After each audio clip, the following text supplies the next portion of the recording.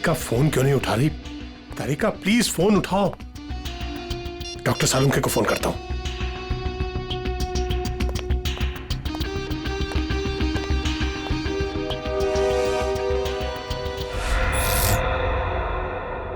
Light को क्या हुआ?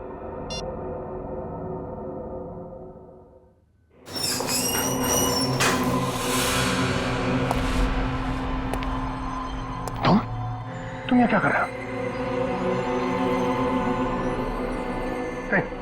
नहीं, मुझे मत मारो। मैं किसी को तुम्हारे बारे में नहीं बताऊंगा।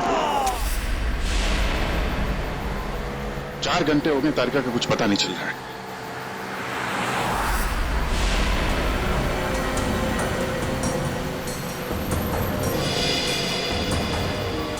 सर, तारिका का मोबाइल आसपास ही दिखाई दे रहा है।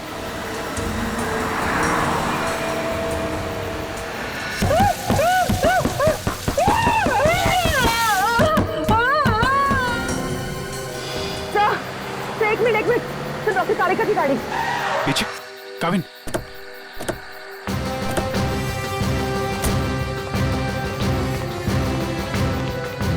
तारिका, तारिका,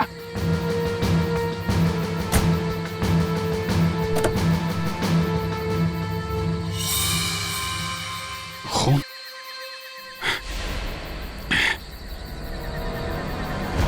कुछ हुआ है, तारिका को खून है यहाँ पे। डॉक्टर जगन, डॉक्टर जगन, अरे कुछ देर पहले फोन किया था, अब अंधेरा है, गया कहाँ ये?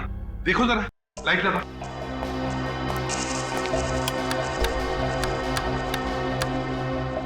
सर, स्विचेस सारे ऑन है। लगता है मेन स्विच ऑफ है। मेन स्विच ऑफ है? कमाल है।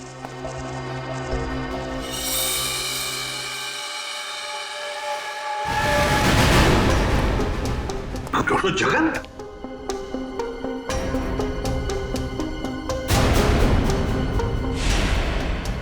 सर, ये तो मर चुके हैं। सर, कहीं ऐसा तो नहीं कि खूनी को पता चल गया हो कि डॉक्टर जगन हमें कुछ बताने वाले थे, इसलिए? कुछ समझ में नहीं आ रहा सर। पहले तारिका का गायब होना और अब जगन जी का खून। वही तो। तारिका, तारिका जी, डॉक्टर तारिका, तारिका!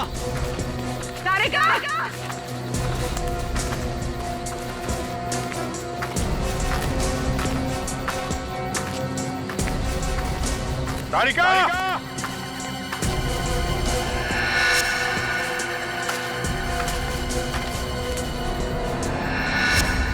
ओ, ये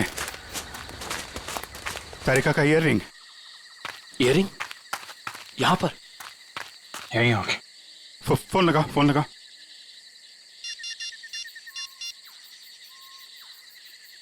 सर, घंटी जा रही है सर।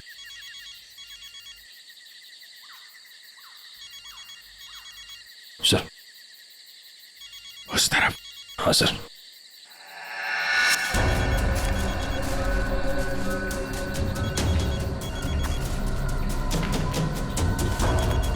सर, घंटी की आवाज काफी धीमी आ रही है।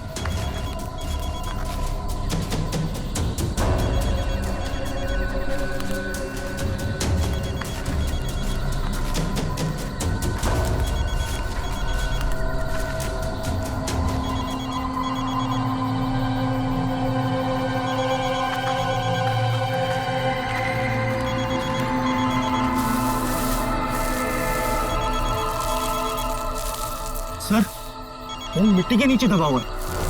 वो नहीं, डॉक्टर तारिका नीचे है। जल्दी खोदो इसको।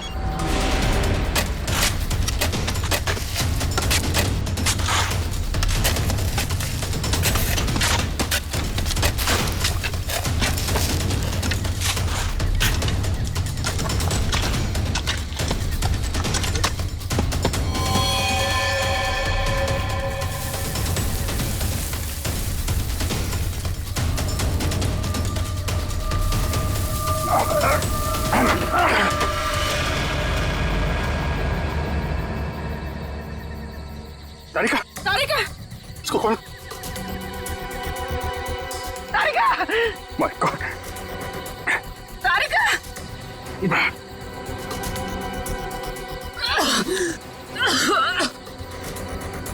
तारिका तुम ठीक हो? हाँ? कैसे हुआ ये है? किसने किया? कौन थे वो लोग? रिपोर्ट्स थे, लैब जा रही थी, एक आदमी आया, जबरदस्ती मुझे क्लोरोफॉर्म सुंघाया। मैंने अपने आप को छुपाने की कोशिश की और मुझे किसी ने मुझे जोर से सर पे मारा।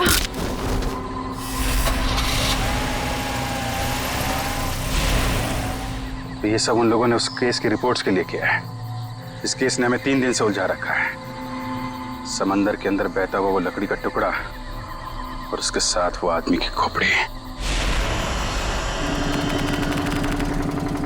लगता है कोई बड़ी मछली फंसी है जाल में। खींच खींच, अरे ये तो कोई लकड़ी का टुकड़ा फंसा हुआ है जाल में।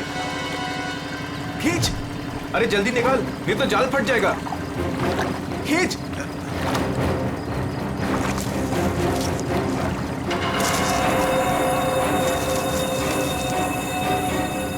ये क्या? अरे ये तो इंसान की खोपड़ी है।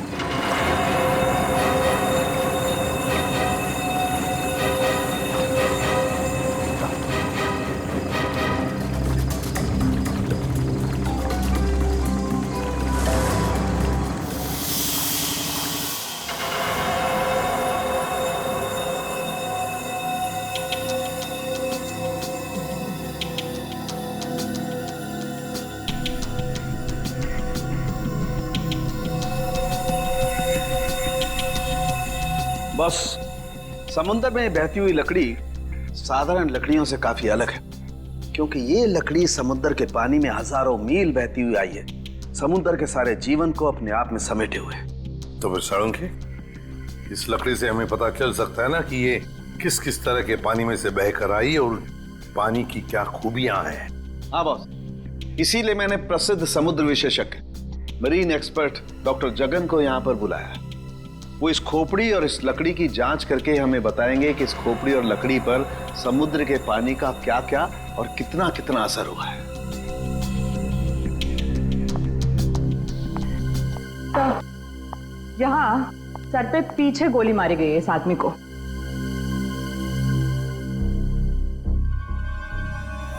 ये देखो बॉस, इस सुराग को देख करके लगता है काफी नजदीक से गोली मारी गई है। साळुंखे, क्या तू बता सकता है ये खोपड़ी कितने समय तक समुद्र में थी? बस ये जो काई हमें इस लकड़ी पर से मिली है, हाँ, ऐसी ही काई इस खोपड़ी की आंखों के चारों तरफ और आसपास भी है। ये काई हमें ये बताती है कि ये लकड़ी और ये खोपड़ी काफी बरसों से समुद्र में अपना डेरा जमाए हुए थी।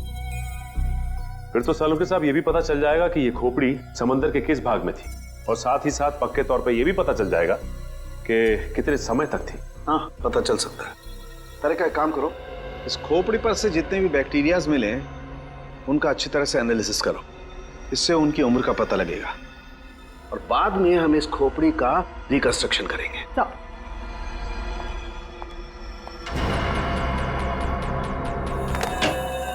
सॉरी डॉक्टर साळुंखे, थोड़ा लेट हो गया। अरे यार, एनीवे कोई बात नहीं। बस ये है वो समुद्र से बहती हुई लकड़ी जिसके बारे में मैंने आपको बताया था। Please check it.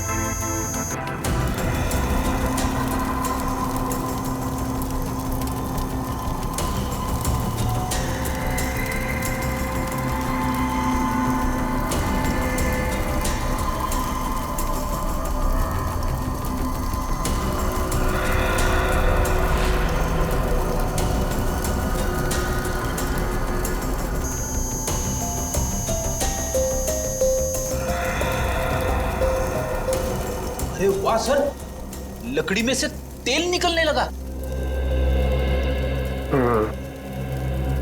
इसका मतलब ये है कि ये लकड़ी समुद्र के उस हिस्से में थी जहां बहुत सारा तेल बिखरा हुआ था और उसी में से कुछ तेल इस लकड़ी ने सोख लिया। सर पानी में इतना तेल के लकड़ी ने सोख लिया, कैसे? कई बार ऐसा होता है ना कि कोई तेल से भरा हुआ जहाज अगर समुद्र में डूब जाए तो उस जगह समुद्र में तेल ही तेल हो जाएगा। शायद वैसा ही हुआ होगा।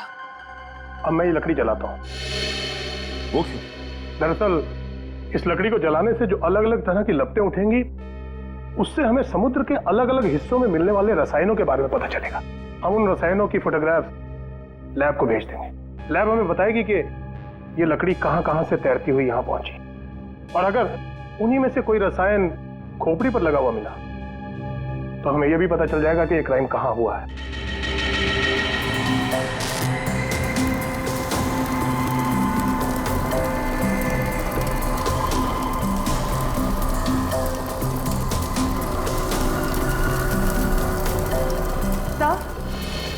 सर, इस खोपड़ी में मिले समुद्री बैक्टीरिया और एल्गी की उम्र लगभग 7-8 साल है। 7-8 साल से समुद्र में?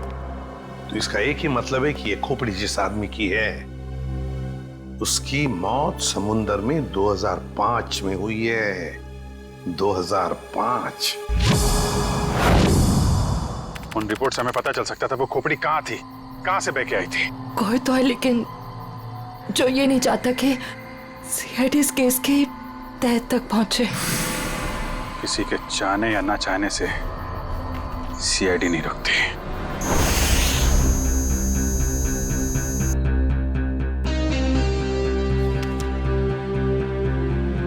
क्या पता चला सर इस रिपोर्ट में, जिसके लिए आपको ड्रग्स, डॉक्टर तारिका को जान से मारने की कोशिश और डॉक्टर जगन का खून हुआ?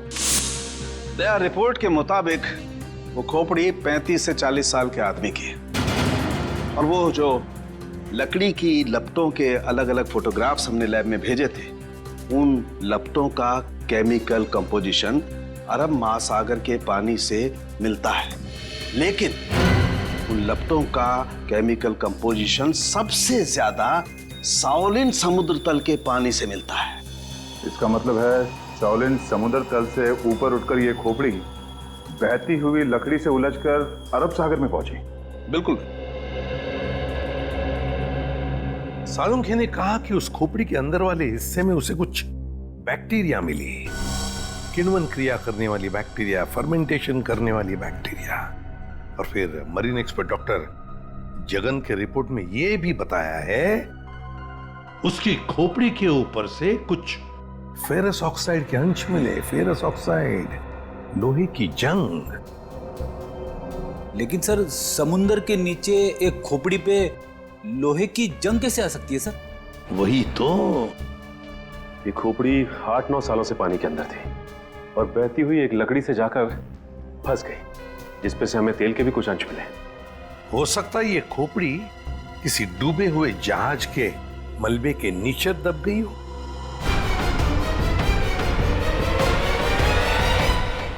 डूबा हुआ जहाज, पता लगाना पड़ेगा पिछले 7-8 सालों में उस समुद्री हिस्से में कोई जहाज डूबा था क्या? सर, ये है 1955 में सॉली बैकवाटर्स ऑफ अरेबियन सी में डूबी हुई शिप, जिसका नाम था मून बोट 15Y। ये शिप मुंबई में होने वाली एक विशाल प्रदर्शनी के लिए कुछ कीमती धरोहर, स्मारक, कुछ पुरानी पंडुलिपियां, स्क्रोल्स लेकर आ रही थी, और कुछ तकनीकी गड़बड़ी की वजह से डूब गई। जून 2005, करीबन 50 साल बाद हमारे सेंटर ने इस शिप की जांच का प्रोग्राम बनाया। फिर क्या हुआ? जांच सफल हुई? नहीं सर, क्योंकि उस जांच दल के चारों लोगों में से मेरे अलावा कोई वापस लौटा ही नहीं। क्या? नहीं लौटा मतलब ये कि तीनों गोताखोर आर्कियोलॉजिस्ट, मेहुल, अंतरा और रणवीर सर, उनमें से कोई भी पानी से बाहर ही नहीं आया। तो फिर उनका क्या हुआ? हमने उनको तलाशने की बहुत कोशिश की, पर तीनों का कुछ पता नहीं चला। सिर्फ मैं ही वापस आ पाई, शायद इसलिए क्योंकि मैं उनके साथ पानी में गई ही नहीं थी। तो उस वक्त आप कहाँ थी? मैं पानी के ऊपर बोट पे ही थी। एक मिनट, वैसे आप कौन है? सब मैं डॉक्टर शिखा, मैं उस टीम की सबसे जूनियर मेंबर थी। काफी देर तक जब उनमें से कोई बाहर नहीं आया तो मैंने सेंटर इन्फॉर्म किया। यहाँ से एक रिसर्च टीम वहां पहुंची और शिप का जो भी सामान था उन्होंने निकाल लिया।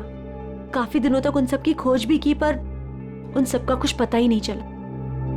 ठीक है डॉक्टर नैना, इस जहाज पर का जो भी सामान आपके पास है, जो भी सामान, वो सब हम हमारे ब्यूरो ले जाना चाहते हैं जांच करने के लिए। जी सर, 1 सेकेंड। हेलो जोजो, ऑफिस में आओ जल्दी। जोजो कौन? सर, इन्वेंट्री का इंचार्ज है। जो भी सामान हमारे पास आता है उसका रिकॉर्ड्स वो ही रखता है।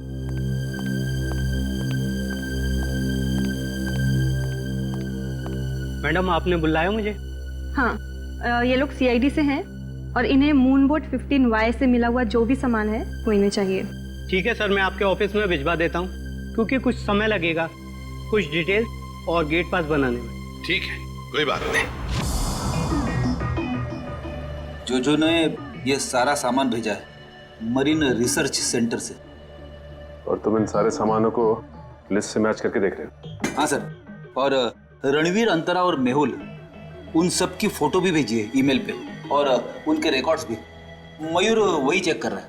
गुड काम करो फ्रेडी, तुम्हारा ये सब लिस्ट चेक होने के बाद में ये सारा का सारा सामान फोरेंसिक लैब में भेज दो।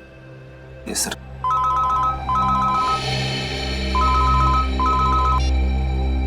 हाँ डॉक्टर तारिका, ओके ग्रेट, थैंक्स सर। उस खोपड़ी का रिकंस्ट्रक्शन हो गया है। डॉक्टर तारिका ने मेल भेजा है फेस इंप्रेशन का।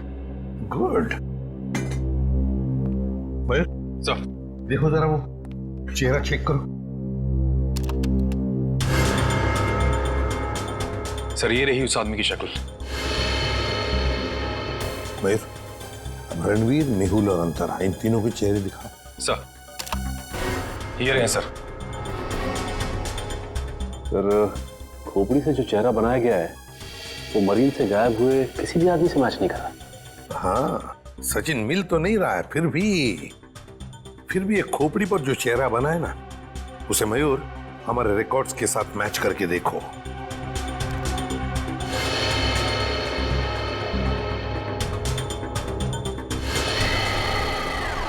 सर, ये तो नामी जादूगर सम्राट है जो 2005 में गायब हो गया। क्या सम्राट सर इस दुनिया में नहीं रहे?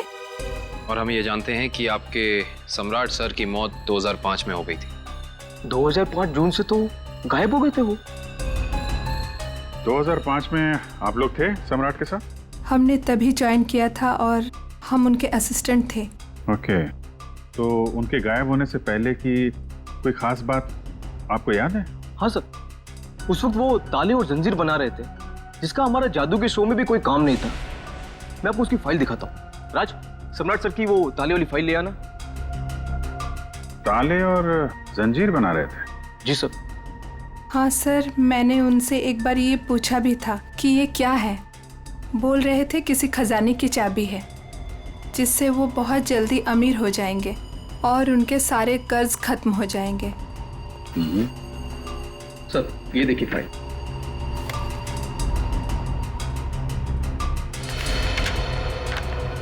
सर, ये ताले जैसे दिखते नहीं हैं, लेकिन ये ताले ही हैं। सर, 4 जून को वो अपने बनाए हुए ताले और जंजीर लेकर चले गए और हमसे कहा कि आज दौलत दरवाजे पर आ जाएगी। लेकिन सर, उस दिन के बाद वो कभी वापस ही नहीं लौटे। तुम लोगों ने पता करने की कोशिश नहीं की? सर, की थी। वो अपने पास कभी फोन भी नहीं रखते थे, कोई परिवार भी नहीं था उनका। हमने पुलिस में भी रिपोर्ट की थी, मगर कुछ पता नहीं चला सर।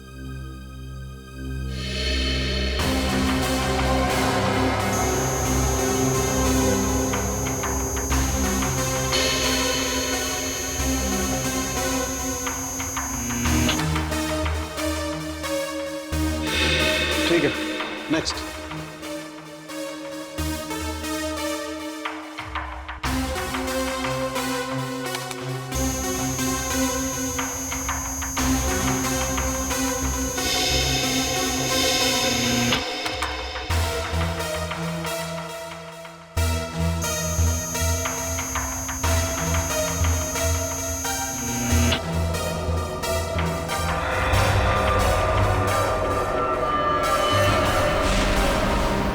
ये कैसे हो सकता है? फिर से स्कैन कर ले।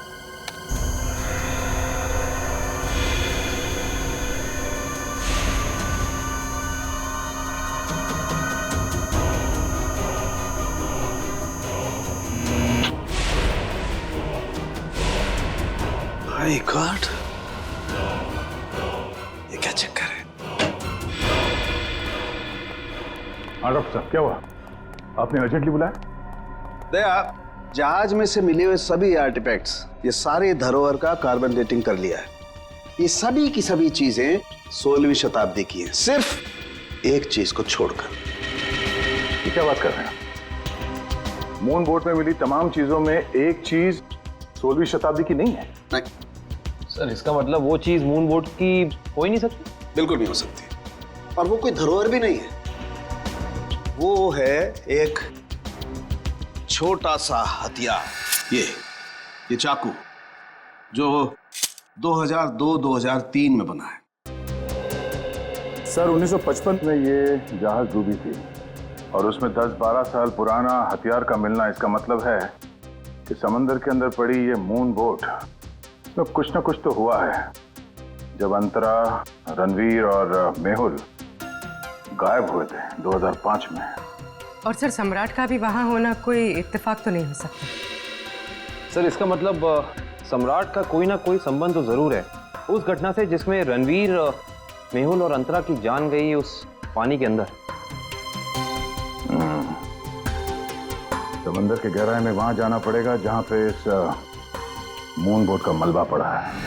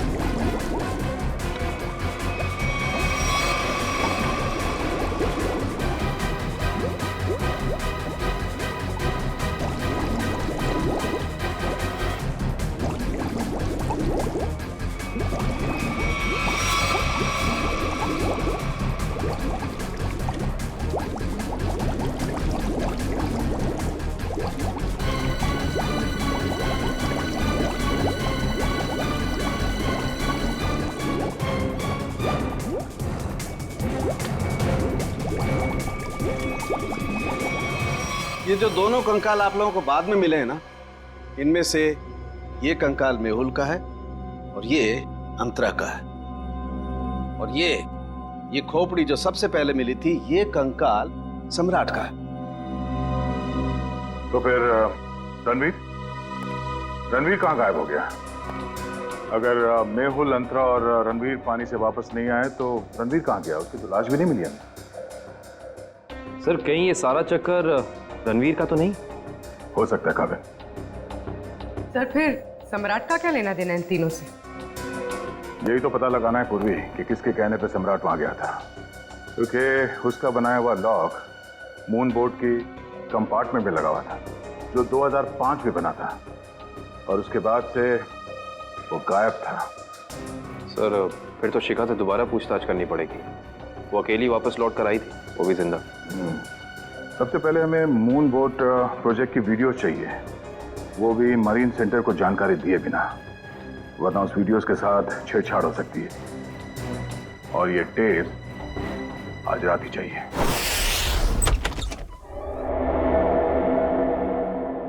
कहीं चोरी करते वक्त हमें कोई पकड़ न ले। अरे सर कुछ भी नहीं होगा, टेंशन मत लो। सीआईडी का बैच है ना, लोग उसे सीआईडी का बैच दिखाएंगे और कहेंगे चोर पुलिस करने आए हैं।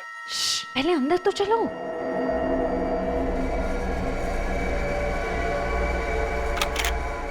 सर अंदर आर्काइव्स रूम में से कोई आवाज आ रही है। आप लोग जाओ, मैं आता हूँ। सुन, मरेंगे तो साथ में मरेंगे। आपको जाओ ना। सर वो देखिए, वहां पर कोई है।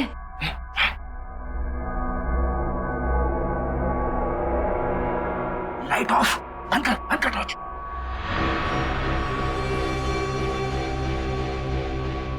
हमसे पहले कोई चोर आ गया टेप चुराने के लिए। एसीपी साहब ने हमसे कहा नहीं कि उन्होंने किसी और को भी टेप चुराने के लिए बोला है।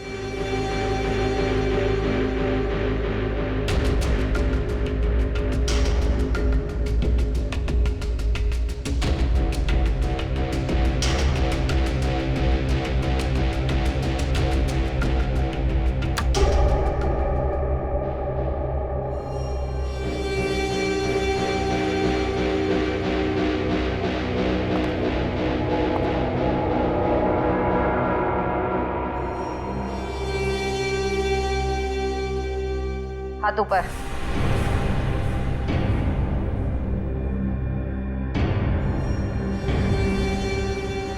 कौन हो तुम? नकाब उतारो।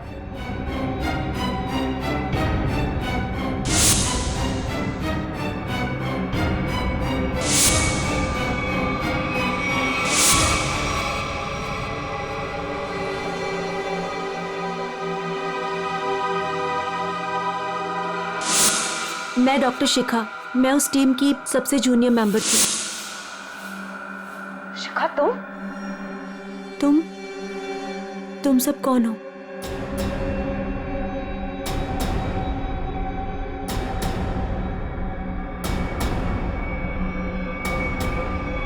सीआईडी?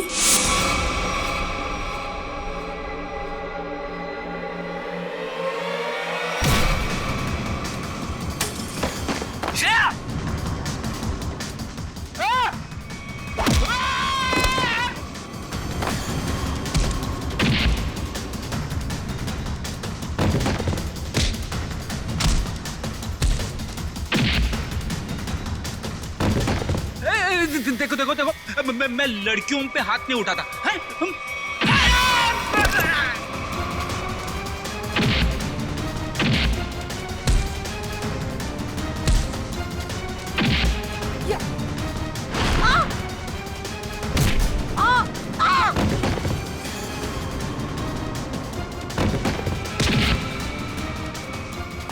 देख, नारी शक्ति लय भारी, लेकिन मेरी माँ अब भागना मत। नहीं, हाँ, वो तो रुक जा। शिखा तुम इतनी रात के तुम यहाँ क्या कर रही हो? सब मैंने कुछ नहीं किया है, मुझे जाने दीजिए। सर ये झूठ बोल रही है, इसने कोई टेप्स चुराए हैं। टेप्स? कैसे टिप्स चुराए तुमने? सब मैं बेगुनाह हूँ। मैं बस ये नहीं चाहती थी कि वो मून बोट के टेप्स किसी और के हाथ लगे। क्या है उन टेप्स में? क्या है बताओ जल्दी। सर वो उस टेप में सर मैं अपना काम कर रही थी, तभी मैंने देखा कि एक बोट सामने से आई और उसमें कुछ लोग थे।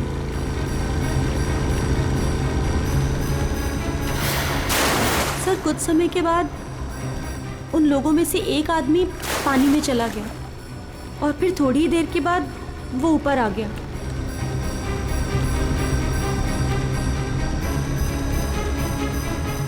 और सर जैसे ही वो ऊपर आया, एक आदमी ने उस पर गोली चलाई और वो मर गया।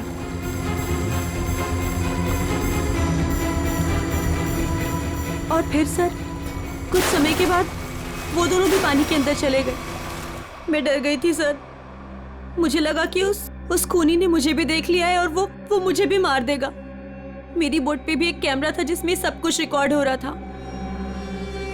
उसी रिकॉर्डिंग के टेप्स लेने आई थी सर। सर इसका मतलब इसने सम्राट का खून होते देखा था, क्योंकि उसी के सर में गोली लगी थी।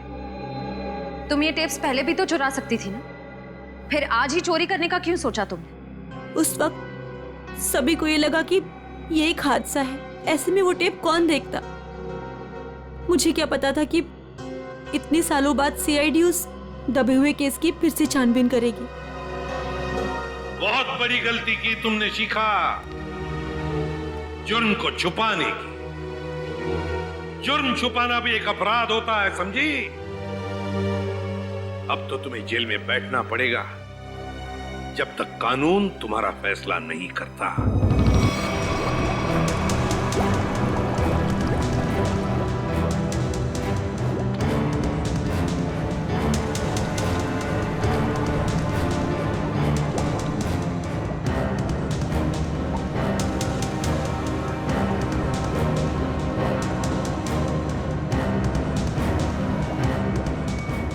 एक मिनट पॉज करो। सचिन, जो सामान हमारे पास मरीन सेंटर ने भेजा था उस डूबे हुए जहाज पर जो था वो, उसमें ये मेटल बॉक्स नहीं था, ये संदूक।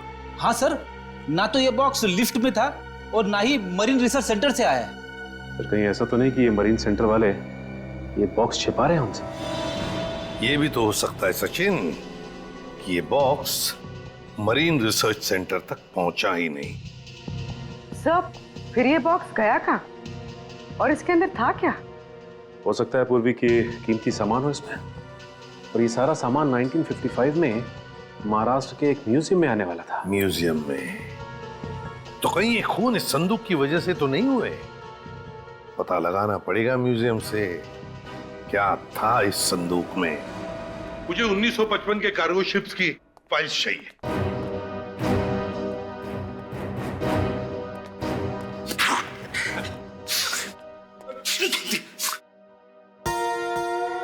सर, कितनी धूल है? यहाँ पे साफ सफाई करने की सख्त मनाही है। चीख फैलाओ अभियान की पूरी तैयारी कर रखी है यहाँ पे।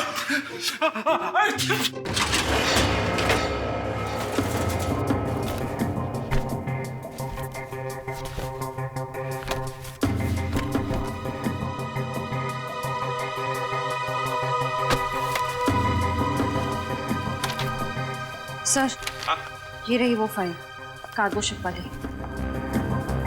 ये देखिए।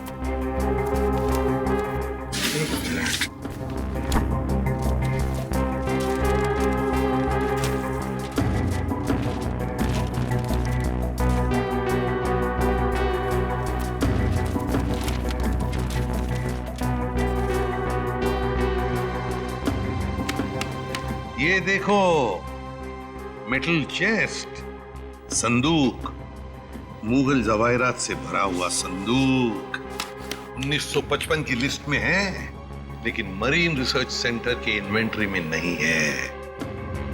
संदूक किसी ने पानी के अंदर से ही गायब कर दी। सर ये काम कौन कर सकता है? श्रेया, ये काम तो वही कर सकता है जो मरा नहीं। सर पानी में तो सम्राट, अंतरा, मेहुल और रणवीर गए थे। और सर इनमें से 3 के कंकाल तो मिल चुके हैं। सर हो सकता है कि रणवीर भी मर गया हो और उसकी लाश मछलियों ने खा ली हो, या फिर पानी की बहाव से उसकी लाश कहीं दूर बह गई हो। पंकज मान लिया कि ऐसा ही हुआ होगा, मगर संदूक का क्या? क्या वो जवाहिरात से भरा हुआ संदूक गायब हो गई है? जरा सोचो, सम्राट, मेहुल, अंतरा, ये तीनों के तीनों उस जहाज में कैद थे। उनके कंकाल तो हमें मिल गए, मगर रणवीर का कुछ भी नहीं मिला। इतना सा निशान तक नहीं मिला रणवीर का। इसका मतलब है कुछ न कुछ तो करके रणवीर वहां से गायब हो गया उस संदूक के साथ। सब किया हुआ रणवीर का ही है। पर सर, अब तक तो सब ये समझते थे कि रणवीर मर चुका है। अगर वो जिंदा है भी तो हम उस तक पहुंचेंगे कैसे? और एक बात ये भी है सर कि रणवीर ने उस सोने को वैसे ही बेचने की गलती नहीं की होगी, वरना अब तक पकड़ा जाता। बिल्कुल, तो बस पता लगाना पड़ेगा 2005 के दरमियान ऐसे कितने जौहरी थे जो जवाहिरात, सोना चांदी गलाने का धंधा करते थे। ये रणवीर जरूर उन्हीं में से किसी एक के पास गया होगा। तो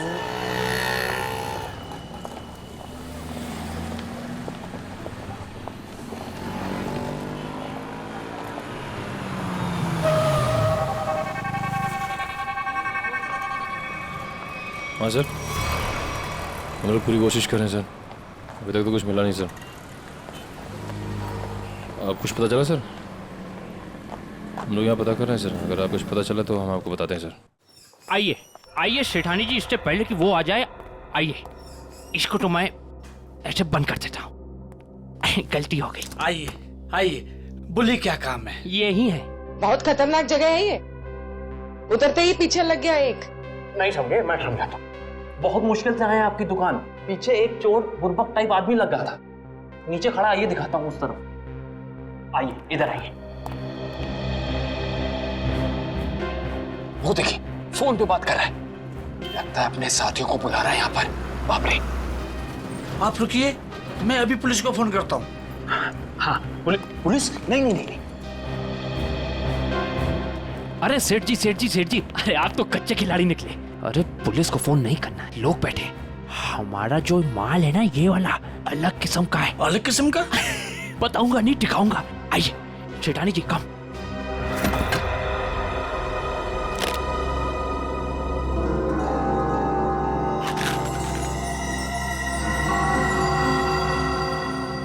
कैसा लगा? एकदम सही जगह पर आए आप। कहाँ से हाथ मारा है? फालतू सवाल बड़े कर रहे हैं आप। माल देखिए, आम खाइए, पेड़ मत गिनिए। तो बेचना है? सेठानी जी कह रही है बेचना नहीं है, तो खरीदना है? खरीदना भी नहीं है। तो फिर गहनों के बदले गहने लेने हैं? तो फिर आप लोग क्यों आए हुए यहाँ बाजार में?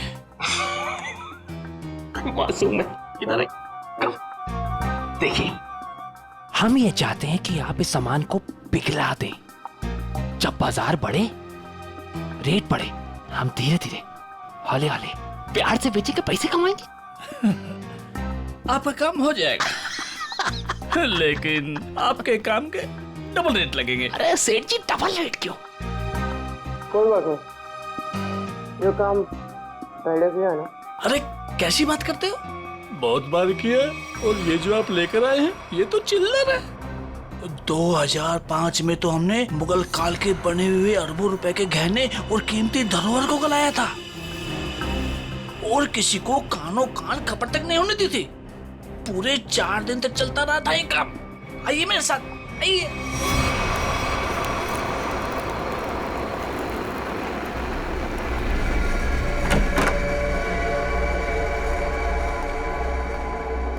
अरे चुन्नू, अरे सेठ लोगों का कुछ माल है, गलाना है इसको।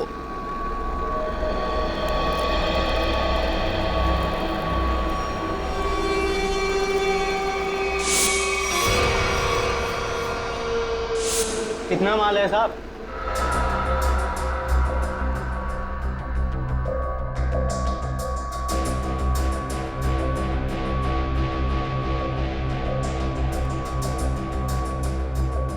जोजो, तुम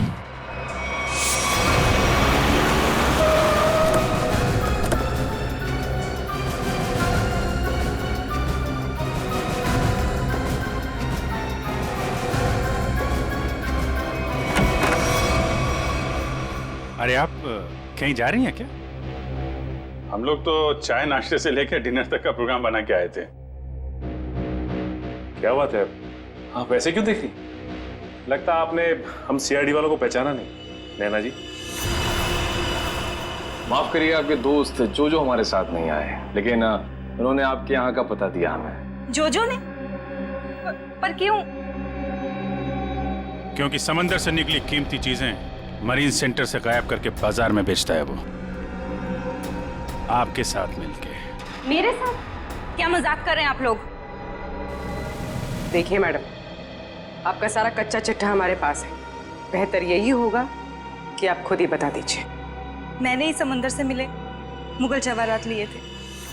और कौन कौन मिला है तुम्हारे साथ इस काम में? कोई नहीं था सर। झूठ मत बोलो। 2005 में तुम मरीन सेंटर में थी ही नहीं, तो फिर मुगल जवाहरात तुम्हारे पास कैसे आए? मैंने कुछ लोगों को सेट किया था। उस टाइम मैं जूनियर विंग में थी। क्या बात है, आप समंदर में गई नहीं, सम्राट का खून आपने किया नहीं, तो फिर कौन है ये जो आपकी मदद कर रहा है? सर मेरे साथ थे कुछ लोग। साथियों के नाम तो होंगे ना?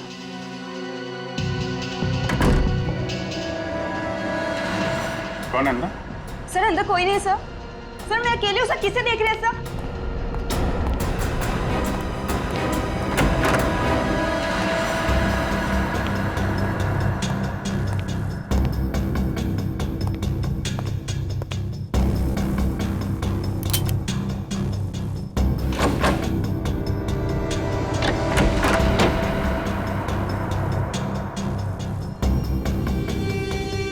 कौन है? बाहर आ जाओ। बाहर आ चुपचाप।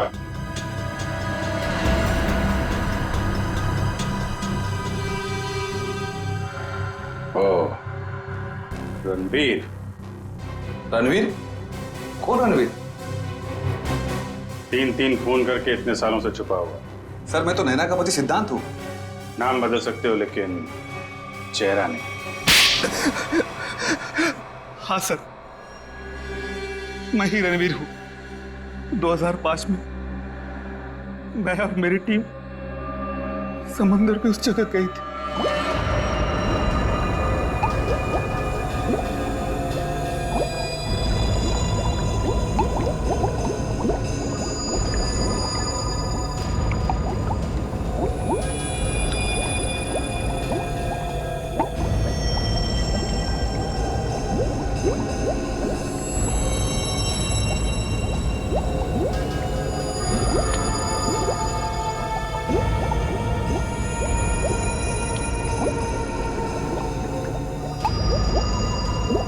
उस चेस्ट के बारे में सिर्फ मैं जानता था और कोई नहीं, इसलिए मैंने सम्राट के साथ मिलकर एक प्लान बनाया।